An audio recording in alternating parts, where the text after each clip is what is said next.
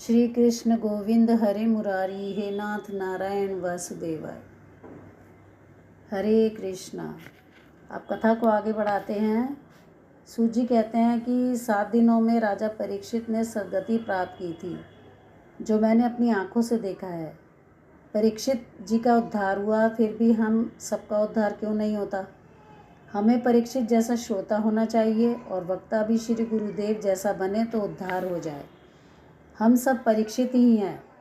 यह जीव गर्भ में आया और जिसने मेरी रक्षा की, वह चतुर्भुज स्वरूप वाला पुरुष कहाँ है?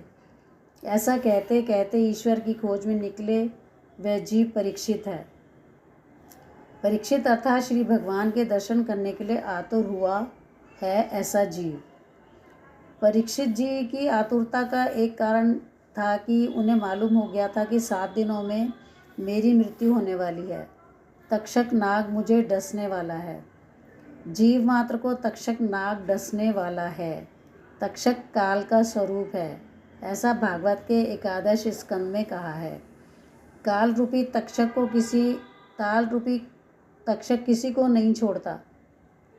तो सप्ताह के कुल 7 दिन हैं। इन 7 दिनों में से वह किसी एक बार को अवश्य ही डसेगा। इन 7 बारों में से कोई एक बार हमारे लिए भी निश्चित तो है ही। तो फिर परीक्षित जी की तरह काल को मत भूलो।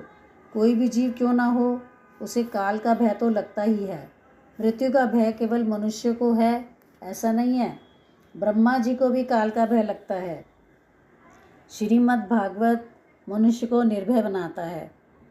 भागवत में लिखा है कि ध्रुव जी मृत्यु के सिर पर पांव रखकर स्वर्ग में गए थे। परीक्षित राजा समाप्ति में बोले हैं कि मुझे अब काल का भय नहीं रहा, मुझे काल का भय नहीं लगता। भागवत सुनकर परमात्मा के साथ प्रेम करने पर उसे काल का भय नहीं लगता है।